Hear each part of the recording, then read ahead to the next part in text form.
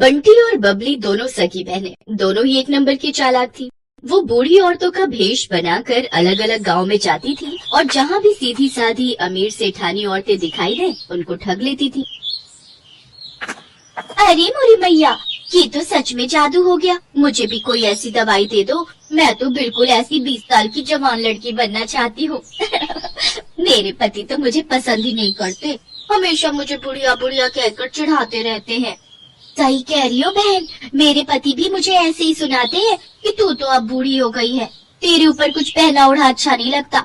अब दिखाऊंगी मैं कितनी सुंदर लगती हूँ। वैसे ये दवाई खाकर हम कितने दिन में जवान हो जाएंगे?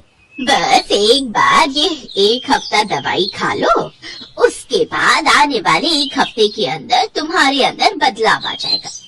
पर ये दवाई महंगी है, इतना याद रखो, 51,000 रुपए का शगुन डालना पड़ता है तब ये दवाई मिलती है और तभी ये अपना असर दिखाती है। अब तुम पांचों अगर जवान होना चाहती हो तो कल 51,000 रुपए ले आओ और ये दवाई ले जाओ। अरे वो तो कोई दिक्कत नहीं है, पैसों की चिंता तुम ना करो, हम कल ही ले आएंगे। पर मेरी तो अब बहन की लड़की की शादी है, मैं सोच रही हूँ कल से ही दवाई शुरू कर दो। हाँ, कल से ही दवाई शुरू कर दो, तभी आप मेरी तरह सुंदर बन पाओगे। ठीक है, तो फिर हम सब कल पैसे लेकर आ जाएंगे, तुम हमें दवाई दे देना। मोहनपुर गांव की सारी अमीर बड़े घर की औरतें बंटी और बबली के झांसे में आ जाती हैं और उनसे दवाई खरीद लेती हैं।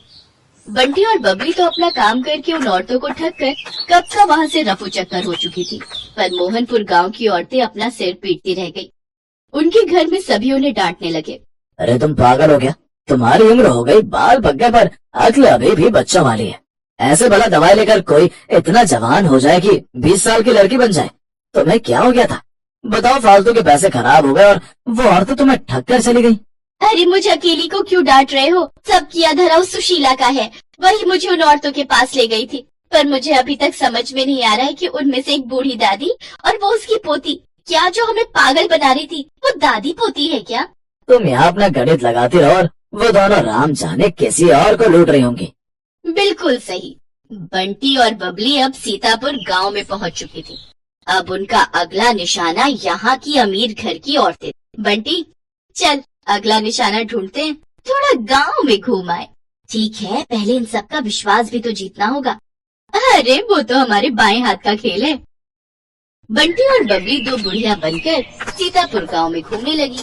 वो एक चौपाल के पास से गुजरी, वहाँ कुछ बड़े घर की औरतें बैठी हुई आपस में गप्पे मार रही थी। बंटी